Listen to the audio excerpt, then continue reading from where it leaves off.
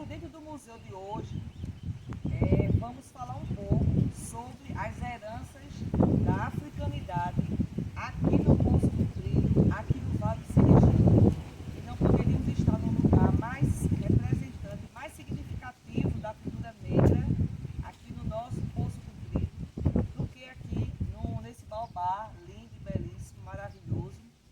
Ele, junto com outro baobá que temos logo aqui abaixo, são os dois representantes dessa árvore sagrada que representa a cultura negra, a presença negra e marcante aqui na nossa região. Eles são seculares, estão aqui resistindo, podendo contar um pouco dessa história. Então, o Poço Comprido, que sabe-se que no fim de 1600 ele já existia, ele já estava aqui implantado, mas nós temos um registro de 1730, quando fala de um acontecimento aqui na capela do engenho, na capela de São João Batista, que é o padroeiro daqui. A gente imagina, fim de 1600, fim do século XVII, como é que seria como era isso aqui, esse espaço, E aí o Luiz vai falar aqui um pouco pra gente, conta aí pra gente, Luiz, um pouco dessa herança, da africanidade, dessa presença aqui no Poço e na nossa região. Pois é, Jane, eu acredito que falar sobre essas questões da africanidade aqui no Poço Comprido é bastante relevante para que a gente possa, inclusive, não conscientizar, mas sensibilizar os visitantes, porque nesse engenho, como bem você colocou, que é um engenho do século XVIII, mas aí já existe todo um processo de construção, de edificação do engenho, para que ele pudesse funcionar aí, essa referência do batismo na capela já é bastante significativo para a gente, de fato, afirmar que o museu ele vem já aí no finalzinho dos anos 1600, 1690, 1600, 1700, então é bastante significativo para a gente pensar como se formou essa região. Porque a gente não pode só colocar, por exemplo, a Casa Grande e a elite local como produtora dessa verve cultural que o Vale do Sirigi tem. Pois é, Jane, pensar o Museu Poço Comprido, pensar o Engenho Poço Comprido dentro desse campo da pesquisa histórica que ainda está por fazer aqui no Vale do Sirigi, observando os lugares onde se concentrou maior população de escravizados, é bastante interessante e relevante para a gente também elaborar um processo de cidadania que se queira participativa. Ora, o Vale do Sirigi, com tantos engenhos, também teve a mão de obra escravizada.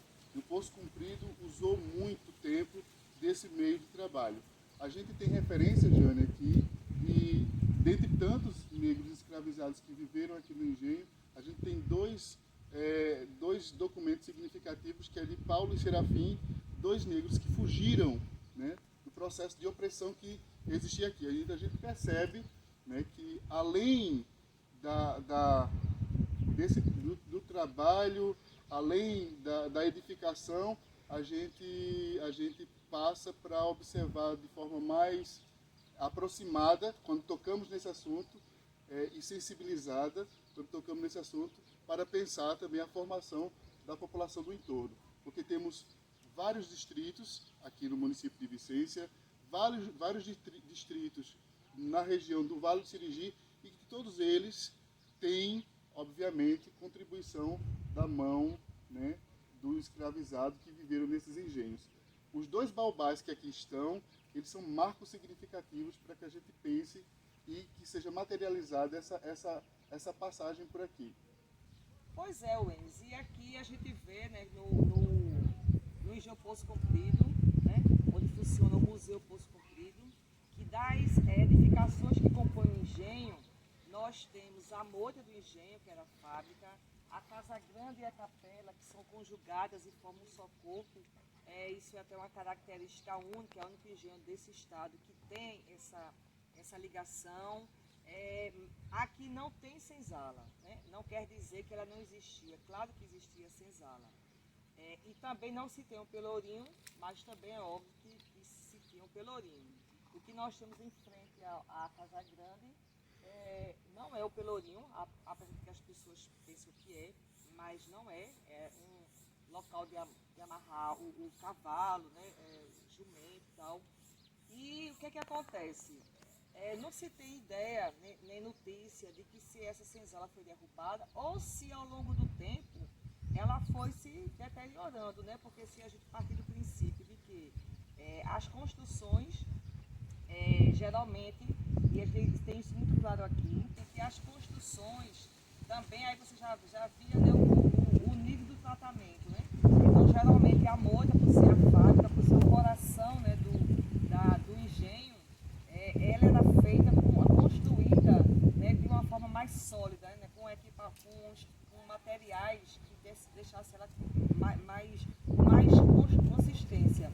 Da mesma forma, a capela, né? Então a gente percebe isso pela própria técnica construtiva.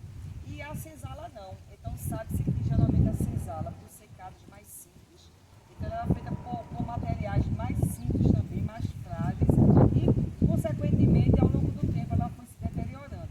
Então no processo de restauro aqui, o estudo arqueológico não foi feito, né? O estudo de arqueologia para que a gente pudesse ter a certeza de onde seria essa construção, onde seria a senzala. Então há suposições que seria aqui próximo aos baobás, mas não temos a certeza. Então assim, é muito óbvio, né, essa questão do tratamento, mas a gente falando mais um pouco da questão do trabalho escravo aqui, mais da vida, relatos, né, que nas pesquisas que a gente vem fazendo, você até descobriu algumas coisas. Conta aí pra gente.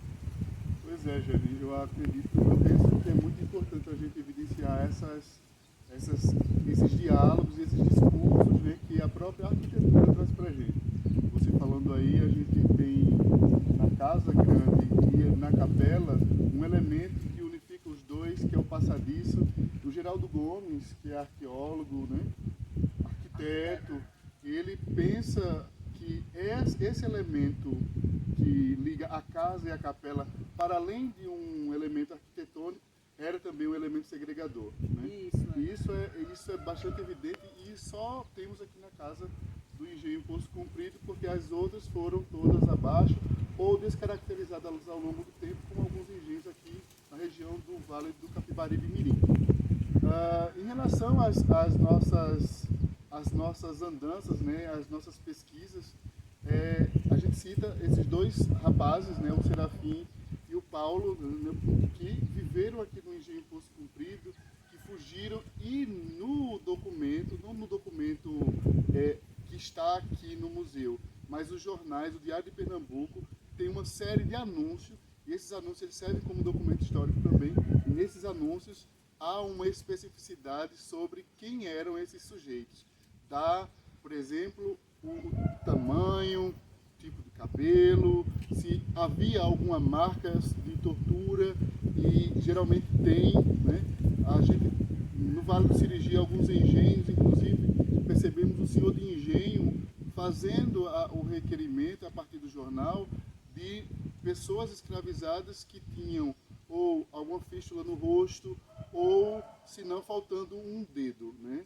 O engenho Patos, por exemplo, existe um caso de que a mulher escravizada, né, ela foge do engenho e a característica seria um prego enfiado na cabeça. Então, são situações de tortura, né, e que são necessárias se contar.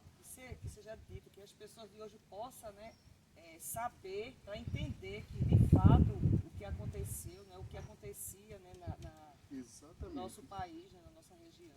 Ainda mais num país como o nosso, que é marcado pelo racismo, né?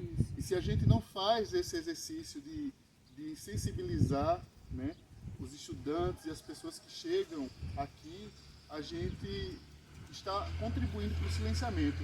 E esse silenciamento ele é bastante interessante, porque ele também se vê na arquitetura. Porque o fato de não ter uma senzala é também um elemento de silenciamento, né? A gente vê, depois da abolição, entre aspas, todo um processo de elaboração de esquecimento da população africana no Brasil. E isso vem também no hino da Proclamação da República, quando tem lá: nós nem cremos que escravos outrora tenha havido em tão nobre país.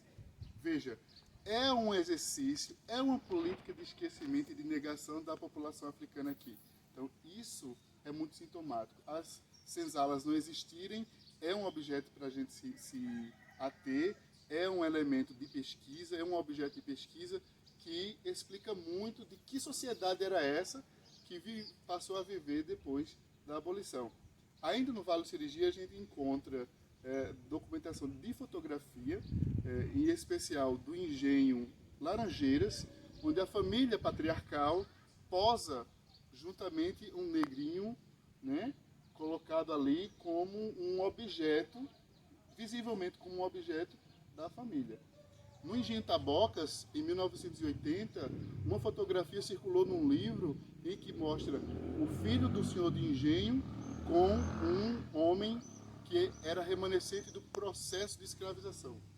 Então ele deixou, né, de ser cativo, mas continuou cativo mesmo depois do processo do pós-abolição. Então são questões que a gente precisa sensibilizar e também dar mais evidência para que a gente possa elaborar um discurso que possa colaborar para que a gente diminua, né, os casos de incidência de racismo, tendo em vista que o país que a gente vive ele é extremamente racista, né? Então a gente não basta ser só contra o racismo, a gente também tem que potencializar um discurso antirracista para que a gente possa elaborar essa democracia, essa cidadania que se queira participativa, como a gente falou no início. Mas aí eu queria também, a Aurora, né, que é um engenho que está localizado na Sirigi, né, que é sobre ser férrea, que a gente tem essa ligação, a Mata Norte, finzinho da Mata Norte, já na transição, né, com a Agreste,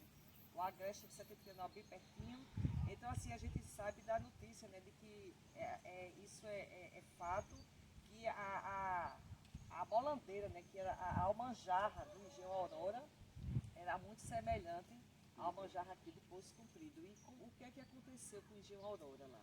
Bom, o engenho Aurora ele ficava, né, localizado no distrito de Sirigi. É um engenho do século XVIII, é um pedaço de terra desmembrado do engenho Poço Comprido. Então você entende que o Poço Comprido ele teve uma relevância, Maria, né? exato, né? Tem uma relevância e uma extensão territorial bastante interessante, porque a partir dele outros engenhos surgiram. Dentre esses engenhos que surgiram está o Aurora, o Triunfo, o engenho Palma, né, o engenho Ribeirão. Então são engenhos que vão se desmembrando e mantendo essa estrutura colonial e escravagista, né, do período e pós também, que a gente vai ver pelo fato de que no engenho Aurora a bolandeira, que é um instrumento, né, utilizado para a moagem da cana, também conhecido por almanjarra, isso exatamente, era acionado primeiro pela mão, né, a mão humana, né, o escravizado ali no processo, né, animalizado, tirado de toda a sua subjetividade, e ela era animalizado dentro do engenho, fazendo essa bolandeira funcionar.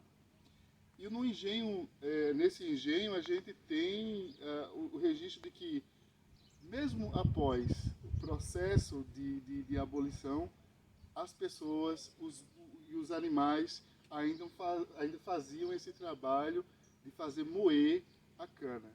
É um engenho que foi desmontado, a Casa Grande e a Moita foram desmontados, não há referência direta da senzala ali. Então, é um engenho que foi totalmente desmontado, né, derrubado de fato. Quem chega em Sirigi, que fica um pouco aqui próximo ao Museu Poço Comprido, a gente só vai ter como referência a um bairro, né? O Vale do Sirigi, que corta toda a mata seca, tem como característica muitos engenhos às suas margens, né? Então, esse é um engenho, mas a gente tinha o Triunfo, o Patos, que também usou a mão de obra escravizada. A gente não tem as baobás nesses engenhos, né? Então é uma peculiaridade daqui do Poço Comprido ter esses dois exemplares, mas temos os registros, né? Então o Vale do Sirigi usou muito da mão de obra escravizada a partir de pessoas estratégicas que iam, né, depois da proibição do tráfico de escravo aqui no Brasil em 1850, forçado pela lei inglesa de 1845, a gente tem um tráfico interprovincial que força aqui no Vale do Sirigi a chegada de alguns outros escravizados vindos da Bahia, do norte do Brasil e inseridos pela mão do chamado atravessador, que eram traficantes, muitos deles senhores de engenho, que faziam essa distribuição dessa população por aqui, né? E nesse contexto, né, Wenz, da lida, né, da vida, né, do modo de viver aqui da escravidão, dos escravos, quais são as evidências que nós temos, porque a gente sabe que eles também fugiam, né, onde é que haviam locais que eles se refugiavam, a gente tem notícia e alguma evidência, né, principalmente os daqui da região. Exatamente. O Vale do Sirigi é uma região bastante importante para a história de Pernambuco, mas por outro lado pouco discutido, pouco pesquisado. Isso gera algumas lacunas interessantes. E entre as lacunas que a gente tem está da fuga e o refúgio, de onde essas pessoas se refugiavam. Mas por outro lado a gente tem lugares que têm nomes que fazem conexões diretas com a cultura iorubá aqui na região do Vale do Sirigi, que temos, por exemplo, a Cavunga, lá em Sirigi, temos a Serra da Escrava, que fica nos limites entre Vicência e São Vicente, a gente tem o Morro de João Congo, que fica já na cabeceira de outro rio importante, que é o Trapinhaém. Temos também o córrego da Mumbuca, que é outro córrego que alimenta ali o Cavunga. Então são lugares que não há um registro ainda, né? Mas são nomes que colaboram para o entendimento de que houve, né, essa relação aqui na região. E além disso, em 1875 já havia uma demarcação, por exemplo, por parte do governo de Bom Jardim, que limitava a região que seria o distrito de Moganga. Moganga é outro nome que faz referência à escravidão, que hoje, para quem não sabe, Moganga é São José do Sirigi, distrito de São Vicente Ferro. Então, e Muganga é uma palavra que a gente usa tanto, né?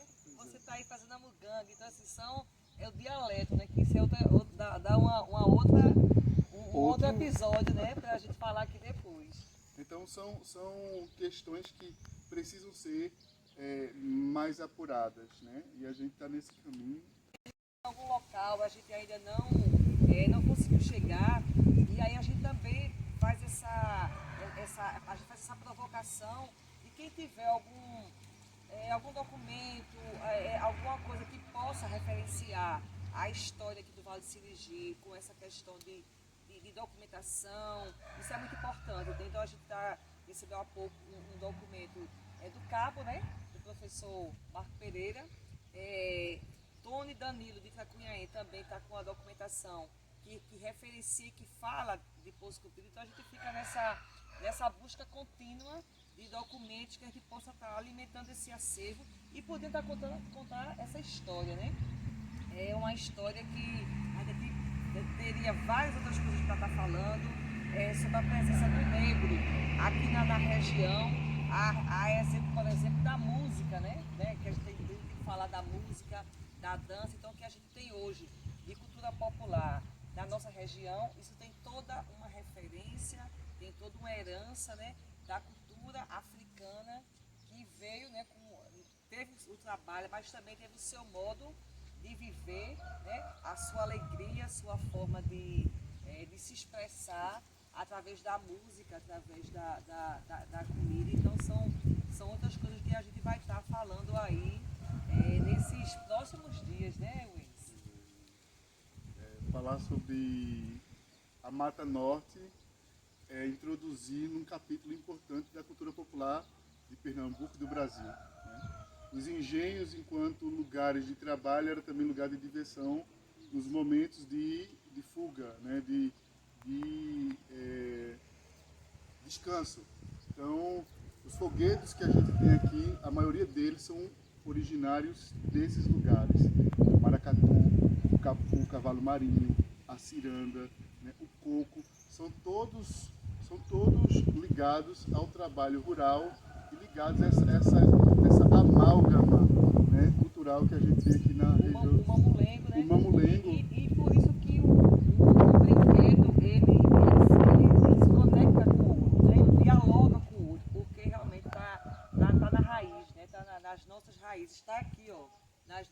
raízes, na raiz do baobá.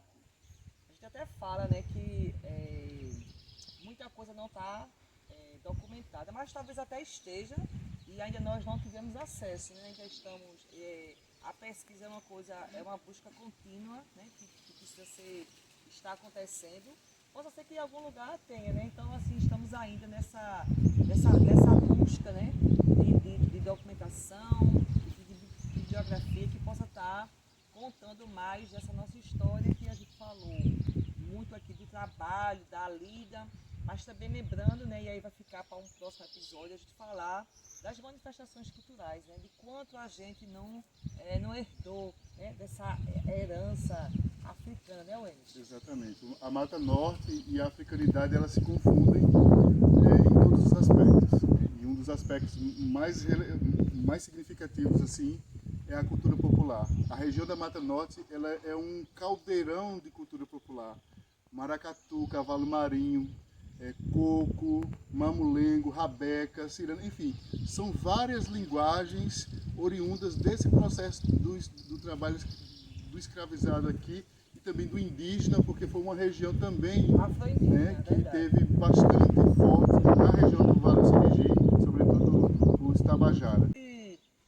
Essas brincadeiras que você falou aí, né, essas manifestações, elas se entrelaçam, né, porque elas dialogam, né, entre si, por ela ter na sua origem, né, nas suas bases, essa ancestralidade, né, afro-indígena que é tão forte, né, que é tão forte na nossa região.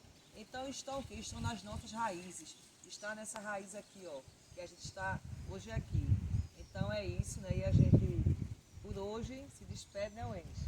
Pois é, a gente se despede trazendo uma filosofia africana que a gente acredita muito, Ubuntu, eu sou porque nós somos.